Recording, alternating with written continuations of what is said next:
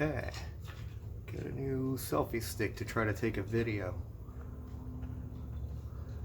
I did learn with this camera though that I can't swap front views and back views while I'm recording, so I may have to stop and start the video at times, but hopefully the editing should kind of work that out.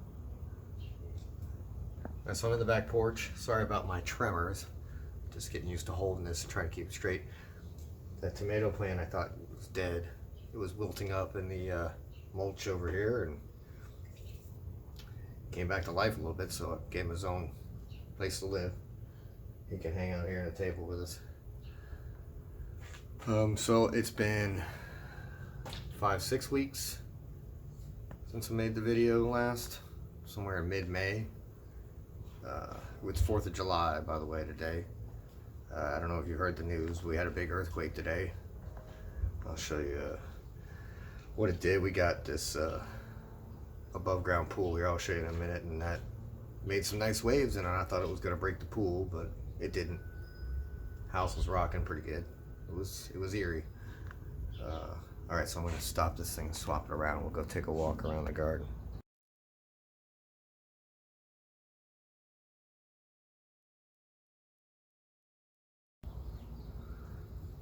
Okay, here we are. Same spot, just turned around. I'll back it up. Here's the backyard. Here's the above ground pool we got for it. Yeah, this thing had some waves in it this morning from that earthquake. So, see the mulch area in the back. So, we'll start with what you can see first. I had finished the tomato cage here, or the tomato tarp. Today I had to put this line up to the roof. So the winds in the summer here get pretty hot and dry, and they blow pretty good. So it kept knocking down the frame. But since the last 5 weeks when I showed you all those decapitated ones, they've come back quite a bit, as you can see. Let's see here. Just working with the zoom here. So I got one of those Bluetooth selfie sticks that you hit the button and it stops recording or starts recording. And while I'm trying to move this thing around, my fat fingers keep hitting the button. Let's see, so yeah, cherry tomatoes on the left, kind of some regular tomatoes in the middle, and here in this section we got this little kind of grape tomatoes. It's my first nice little batch. The marigolds, I've been trying to compete with the tomatoes, but the tomatoes seem to be winning. And I've been trimming back the marigolds to let the tomatoes grow. I put this rod in the center of the tent the other day, about 3 days ago, and already the plants are racing up towards the top of it. They must have grown 6 inches in 2 or 3 days. I don't know why the success, I guess. Maybe just the store-bought dirt, I suppose. Only water every 3 or 4 days for this stuff, because that clay layer, like I had mentioned in the past, holds in the moisture really good. But yeah, I had to tie up all these lines to keep it from falling. Can't walk under this other one though. I had to tie everybody to the cages. That worked pretty good.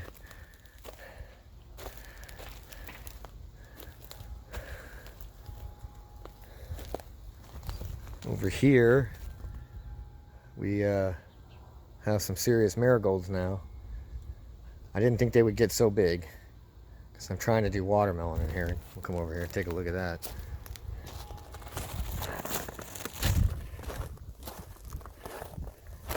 I know there's a lot of sprouts we've discussed before about watermelons kind of taking over. And if I need to, I'll thin them out. Hardest part was keeping them alive at first, and I had to reseed again. I managed to keep a couple going. We decided that next season we're going to plant the marigolds and the sunflowers along the fence instead of the garden beds. It's nice though, we got lots of flowers in the house.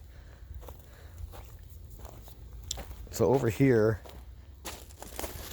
you might be able to see it on the camera view here. I carved out or carved's probably not the right word. I cleaned out a plot, took all the weeds out, tilled up the dirt, laid some compost in it. I got all sorts of pumpkin and watermelon sprouts in here. Let's see how they look in the camera. Yeah, okay, you can kind of see them. They're a little dry. When I first put them in here a couple days ago, about last week, I thought they were all going to wilt and dry like right away, because within minutes they were sagging. Now, granted, they don't look great, but after a week they're still growing new stuff, so maybe get them used to it. I had them in these potters to kind of sprout them, but they were over there kind of corner of the house. Maybe they got more shade, so I put all the potters out here, get them used to the light. We'll see how this goes. I think at least a couple of these will probably live. Some pumpkins on the corners. That pumpkin surprised me. They're pretty good. There's an avocado somebody gave me, and I think I've effectively just about killed it now. I tried keeping it wet. I wanted to keep it in the sun. I don't know. Here's the squash and zucchini garden. So I've got so much squash now and so much zucchini, and I will show you later in this edited movie. I don't know what to do with it, man. I got so much, and I can't get rid of it as fast as I thought I could. Giving it away and stuff, that works for a little while, then people get plenty of it and they don't need any more. I tried a food bank. The lady never called me back. She talked to me, it sounded like she was going to do it, but they're working really good. I don't think I picked a bunch yesterday. I wonder if you can see anything here with the camera like this. Let's go take a look under the canopy. You can see a couple in there. Canopy's pretty thick, huh?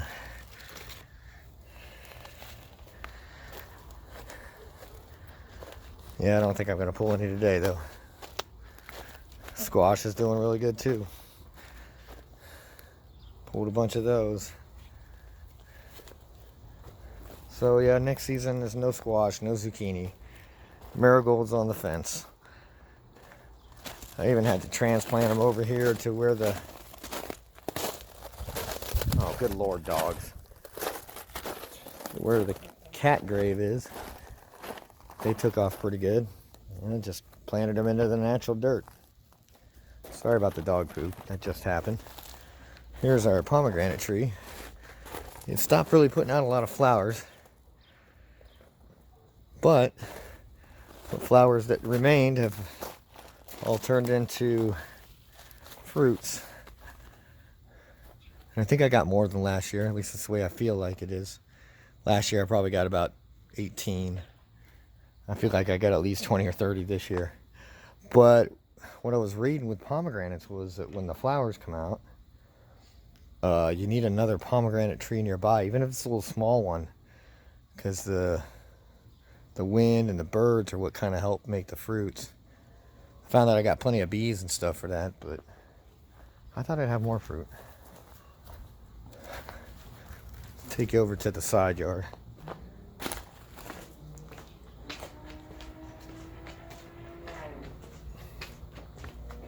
Trying a little experiment over here.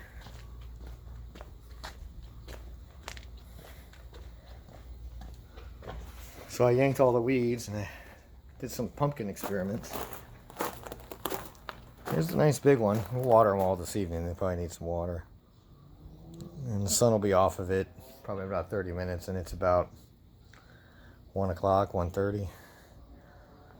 Anyway, so that one has the most debris under it, and it grew the fastest, because you can see these other ones are alive, but they're not nearly as big and not growing as fast. A lot of them, because they're, they're laid down with rock right underneath it. I dug out a little hole, put some of the compost and soil in there, and then covered it back up with the rock. But their roots are mainly in the natural ground. So we'll see how that does. I'm kind of curious. So let's go in the front yard real quick.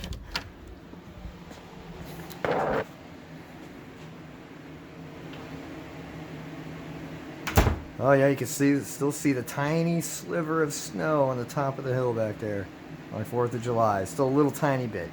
Tiny bit. it all melted pretty fast over the last 3 weeks. So my sunflowers, man, the dogs dug up a hole, killed some of them. I had to move them out of the squash, put them in the front yard, dealing with bugs, earwigs. I'm gonna send you a picture, or put a picture of an earwig in this video.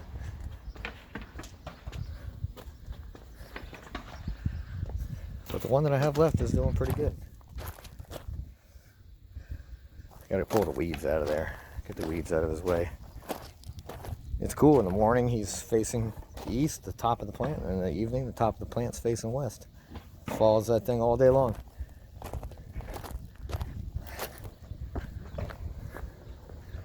Alright, did I miss anything? I don't know. Back, oh yeah, let's go take a look at the compost pile.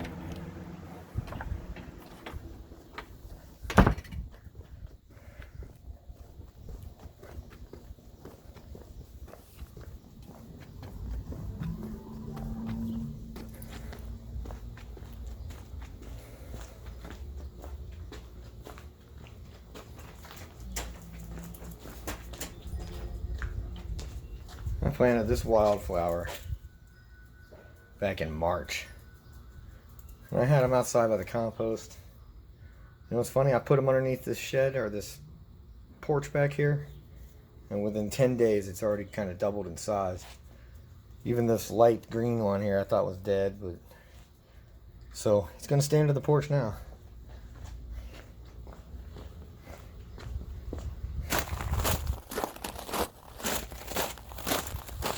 Plenty of oranges. Them other oranges still the same color from the last time I took the video. I don't know if I'm going to pull these old ones. I probably should. I think I'm just going to wait till all of them are ready and just pull them all at one time. Alright, so I've been clipping a lot of flowers for bouquets, but the pile's doing pretty good. But I think I was surprised in that I'm making good compost, but you know, as I stir it, it gets smaller, and I don't have as much to add to it. I need to find more stuff to add to it. And I'll be out there this summer. Alright, so I guess that cutoff was because my camera said my individual video size was too big. Alright, compost. We'll see you later.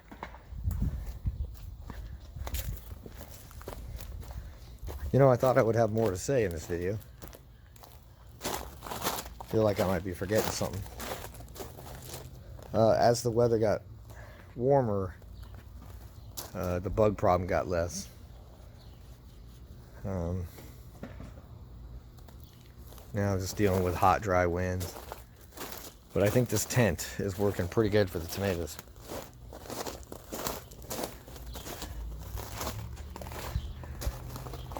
Dogs kick up my mulch as usual, make holes on the thing, and holes on the weed barrier, pull it up. But I've been told my neighbors have gophers, and I have no gophers. Dogs took care of that for sure, especially these dogs. Alright, we're gonna go inside now. I'll show you the zucchini problem. Okay, now we're inside. This is what I got in the kitchen. I'm gonna try doing the camera from this kind of view. Hard to hold. But yeah. These are all 18 inches. They're heavy. They're meaty. And they taste good. But I can't eat all of this. There's a lot. And it's still coming. So, I don't know. I'm going to try more food banks on Monday. Maybe the neighbor gets the neighbor to take some. But that's after that. Definitely was impressed with your last video. With all the research you did on, or discussion you did on the worm castings, the watering, the fertilizers.